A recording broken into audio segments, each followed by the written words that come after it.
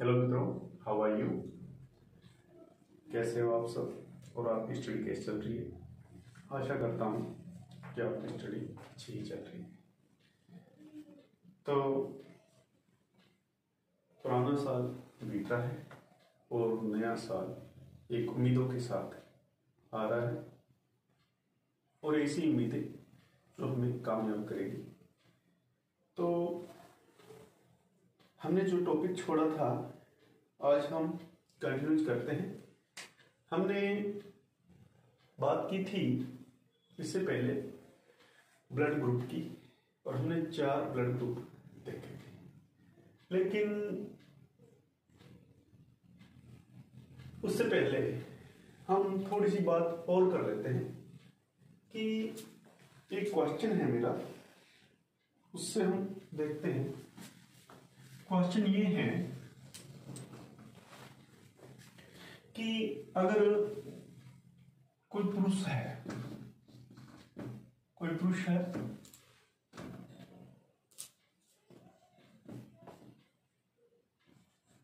ए blood group का, इसका blood group क्या है, ए रक्त समूह का। पुरुष का रक्त क्या है, समूह क्या है, ए। वह स्त्री का जो रक्त समूह है, ब्लड ग्रुप जो है वो है बी। तो उनकी संतानों में ब्लड ग्रुप क्या होगा।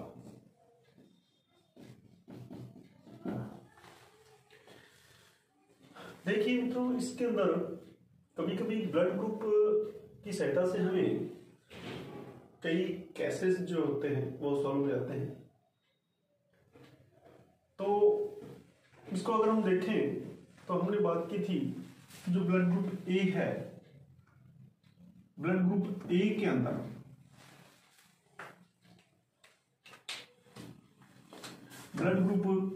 अंदर इनके 2 जीन बनेंगे। एक जीन बनेगा आपका IA और दूसरा बनेगा IA। ठीक है, ये प्रभावी होंगे, इफेक्टिव है, ये प्रभावी है, डोमिनेंट है।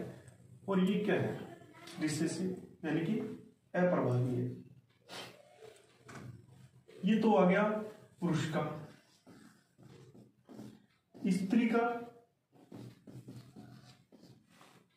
इनमें भी 2 जीन समूह बनेंगे। एक तो बनेगा IB और ये बनेगा IB0।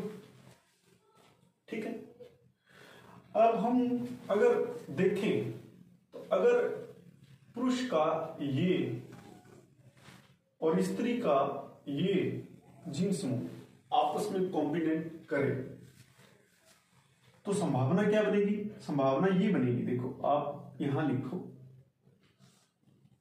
इसको पुनेट वर्ग से हम समझाते हैं, जिसका हमने जेनेटिक्स में भी प्रयोग किया था। इस टाइप से देखो, ये लो जी, मान लो इधर IA ले लेते हैं, इधर IB और IB ले लेते हैं। ठीक है जी। अब देखिए, इसको यहां लिखते हैं और इसको यहां लिखते हैं। तो देखो IA और IB।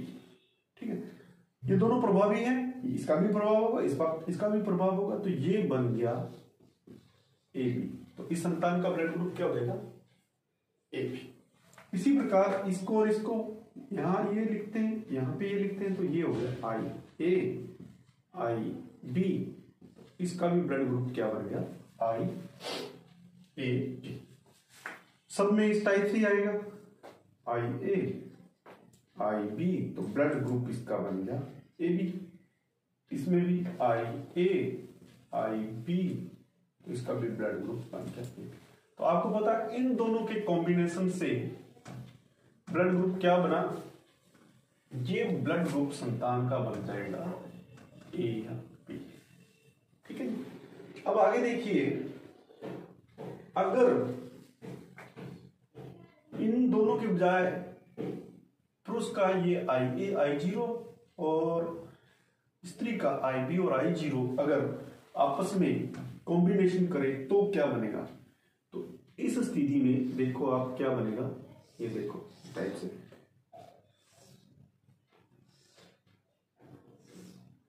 ये आ गया आपके IA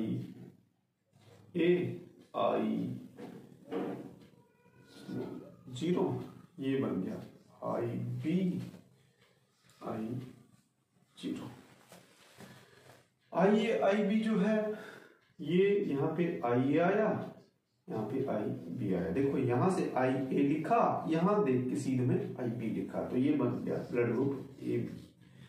इस सीध में देखें तो IB और I0, तो ये दोनों में से प्रभावी कौन है, IB प्रभावी है, तो B का तो ब्लड ग्रुप यहाँ पे B बनेगा। I0 का कोई प्रभाव नहीं है, सॉरी जस्ट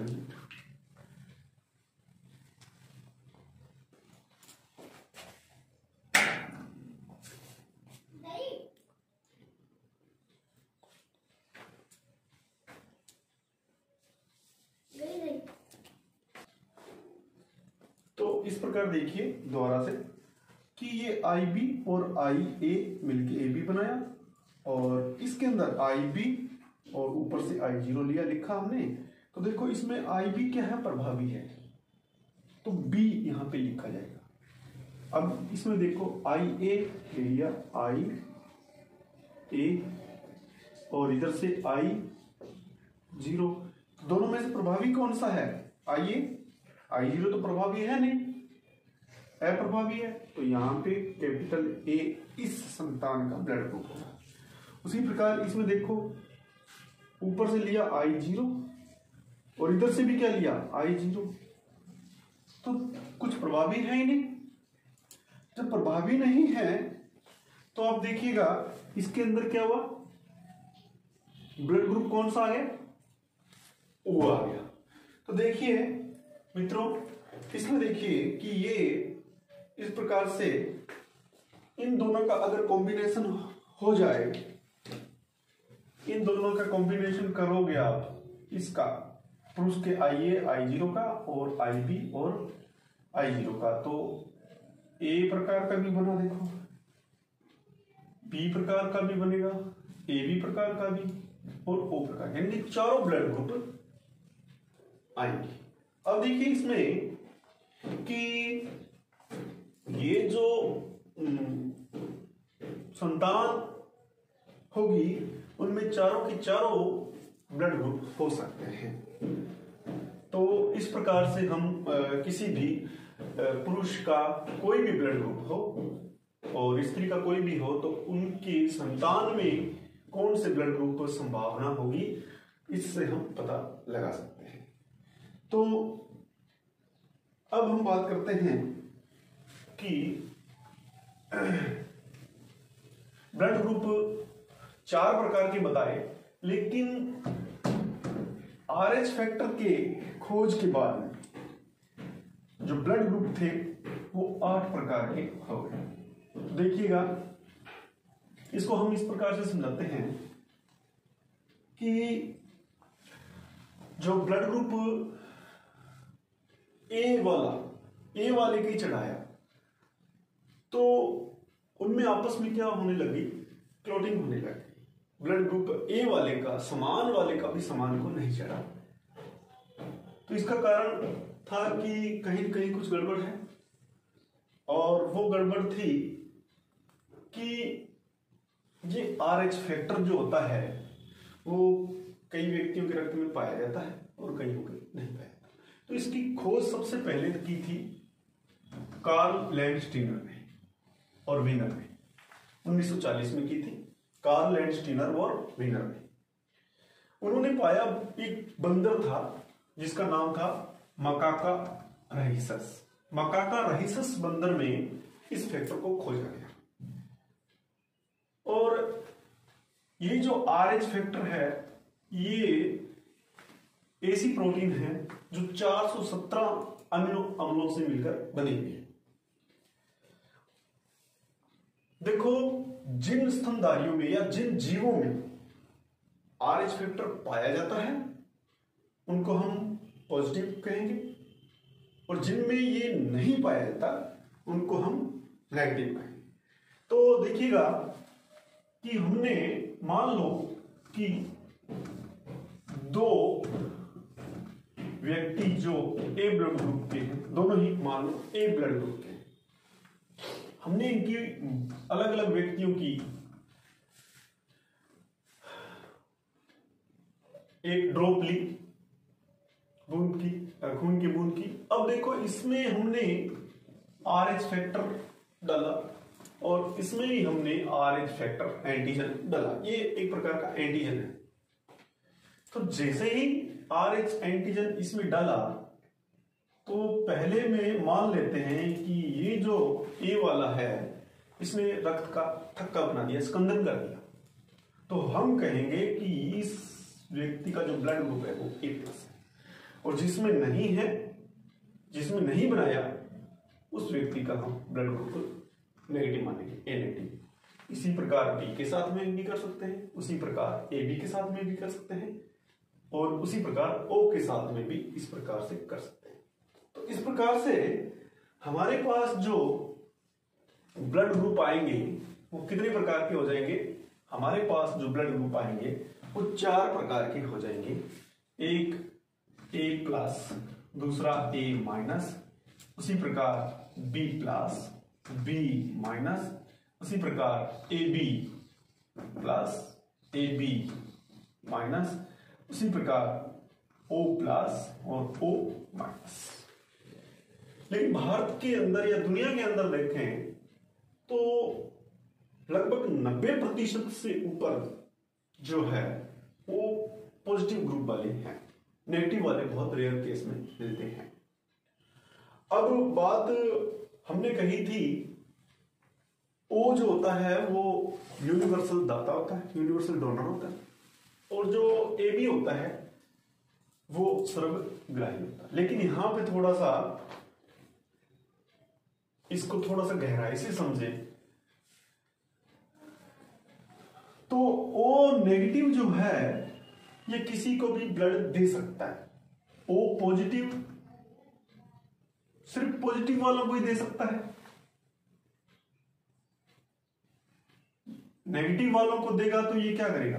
गड़बड़ हो जाएगी, ठीक है, क्योंकि इसके पास खुद के पास क्या प्रतिजन है। अगर उसने नेगेटिव वाले को दे दिया तो वो भी क्या हो जाएगा? उसमें भी क्या हो जाएगा? प्रतिजन चला जाएगा, और उसमें क्या बनेगा? एंटीबॉडीज जो होती, एंटीबॉडीज बनेगी, तो इससे क्या है कि रक्त का थक्का बनने की संभावना हो जाती है। इसलिए यूनिवर्सल जो बात करें हम, इसको थोड़ा सा और गहराई से समझें तो देखो, हम इसको इस प्रकार से लिख सकते हैं कि अगर कोई व्यक्ति RH पॉजिटिव है, ठीक है, तो क्या वो RH पॉजिटिव को रक्त दे सकता है? बिल्कुल दे सकता है, ठीक। कोई व्यक्ति अगर RH पॉजिटिव है तो क्या वो RH नेगेटिव को रक्त दे सकता है? बिल्कुल नहीं दे सकता, क्योंकि उसके पास पॉजिटिव है, उसके पास वो तो ये दे नहीं सकता, ठीक है। क्या RH नेगेटिव RH पॉजिटिव को रक्त दे सकता है? बिल्कुल दे सकता है, क्योंकि उसके पास कुछ भी नहीं है, उसका जो ब्लड है उसमें एंटीजन किसी प्रकार की नहीं है, ठीक है। तो उम्मीद करता हूं आपको ये बात समझ में आई। इस प्रकार से जो ब्लड ग्रुप है वो कितने प्रकार के हो गए? हमारे पास 8 प्रकार के ब्लड ग्रुप हो गए। अब हम बात करते हैं कि अगर RH पॉजिटिव जो पुरुष है उसकी शादी RH नेगेटिव से कर दी जाए, ऐसी स्त्री से कर दी जाए, तो उसमें अगर बच्चा RH पॉजिटिव ब्लड ग्रुप का हो, पिता के ग्रुप का हो, और बार बार RH पॉजिटिव बच्चा ही पैदा होता है, तो इस केसेस में जो बच्चे को, जो सेकंड बच्चा है या जो दूसरे बच्चे हैं, उनको किसी भी प्रकार की हानि हो सकती है। इस प्रकार हो सकता है कि उसकी बच्चे की मृत्यु भी हो जाए। तो इस स्थिति में इस रोग को क्या कहेंगे? एरिथ्रोब्लास्टोसिस फिटिलिस कहेंगे। एरिथ्रोब्लास्टोसिस फिटिलिस या हिंदी में इसको गर्भ रक्ताणु कोरकता कहेंगे। होता क्या है, देखिए कि मान लो कि RH पॉजिटिव ये पुरुष है, ठीक है जी, और इधर RH नेगेटिव क्या है? स्त्री। इन दोनों की जो संतान हुई, ये संतान है, उसमें मान लेते हैं कि RH पॉजिटिव है। अब होता यह है कि जैसे ये बच्चा मां के गर्भ में रहेगा तो अपरा के द्वारा मां के गर्भाशय में क्या बन जाएगा? ये जो जब प्रथम प्रसव होगा तो उस समय प्रथम प्रसव के समय मां की जो पेट है या गर्भाशय है, अपरा है, उसके अंदर भी ये ब्लड जो है मां के पेट में भी, ये मान लो कि स्त्री है, इसके पेट में भी RH पॉजिटिव ब्लड चला जाता है। अब जब ये RH पॉजिटिव चला गया तो आपको पता है इसके द्वारा, इस ब्लड के द्वारा ये क्या बनाना शुरू कर देगा? RH पॉजिटिव एंटीबॉडीज बनाना। ये प्रतिजन मां के पेट में भी RH प्लस एंटीजन बनाना शुरू कर देगा, प्रतिरक्षी बनाना शुरू कर देगा। अब देखिए पहले प्रसव में तो इतनी एंटीबॉडीज नहीं बनती कि जो प्रथम शिशु है उसको कोई नुकसान पहुंचा है, लेकिन जो सेकंड बार भी अगर दूसरे सेकंड प्रसव में भी अगर बच्चा जो है RH पॉजिटिव ही हो गया तो क्या होगा? जो एंटीबॉडीज की संख्या बहुत ज्यादा बढ़ जाएगी, ठीक है। हो सकता है उसको 1 साल बाद या फिर 2 साल बाद द्वितीय प्रसव के समय इतनी ज्यादा एंटीबॉडीज बढ़ जाएगी कि जो बच्चे का जो RH पॉजिटिव एंटीजन बन रहा है शरीर के अंदर, उसके ब्लड में है, उसको ये एंटीबॉडीज क्या है? चारों तरफ से घेर लेगी। घेरने से उसकी जो रक्त में कमी हो जाएगी, रक्त अल्पता हो जाएगी, रक्त के हो सकता है उसको हिपेटाइटिस हो जाए, पीलिया हो जाए।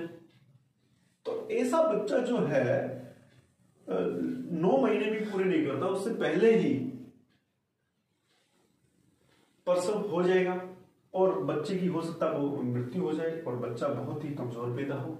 ऐसी स्थिति में क्या करते हैं? RH0 का रोहगम टीका, रोहगम या RH-D का इंजेक्शन लगाया जाता है। तो ये लगता कब है? प्रथम प्रसव होता है उसके 24 घंटों के दौरान ही ये इंजेक्शन मां के लगाया जाता है। ऐसी स्थिति में क्या हो जाता है? जो ये एंटीबॉडीज बनती है ना, ये बिल्कुल भी नहीं बनती और बिल्कुल नेक्स्ट जो सेकंड जो प्रसव होता है उसमें किसी प्रकार की कोई दिक्कत नहीं होती। तो इसको हमने यहाँ पे वेरीफाई किया। इस केस में RH प्लस पिता की संतान में अगर RH प्लस प्रतिजन के कारण मां के गर्भाशय में भी RH प्लस एंटीबॉडी बन जाती है। प्रथम प्रसव में तो यह इतनी अधिक नहीं होती जो प्रथम शिशु को प्रभावित कर सके, लेकिन द्वितीय प्रसव में अगर दूसरा बच्चा भी RH प्लस प्रतिजन वाला है तो मां के अपरा में बनी एंटीबॉडीज प्रतिजन से क्रिया कर गर्भस्थ शिशु के रक्त का लयन कर देती है, यानी कि हीमोलाइसिस प्रक्रिया हो जाती है, जिससे जो है RBC बिलीरुबिन या बिलीवर्डिन में बहुत ज्यादा बढ़ जाएगी, जो उसकी स्प्लीन और यकृत लीवर को डैमेज कर सकती है और जिससे बच्चे की मृत्यु हो जाती है। और आपको पता है कि हमारा जो यकृत है वो हमारे बॉडी के बहुत सारे लगभग 17-18 फंक्शंस, मेन फंक्शंस का कार्य करती है। ठीक है मित्रों, तो आज उम्मीद करता हूं आप लोगों को ये समझ में आया होगा। नेक्स्ट क्लास में भी हम ब्लड के जो कार्य क्या है उसके बारे में और एंटीबॉडीज क्या होती है, एंटीजेंस क्या होते हैं, इसके बारे में थोड़े विस्तार से हम चर्चा करने वाले हैं। 10th क्लास का एक बहुत ही इंपॉर्टेंट टॉपिक है अंगदान वाला, रक्तदान वाला, उस पे भी मित्रों हम चर्चा करेंगे।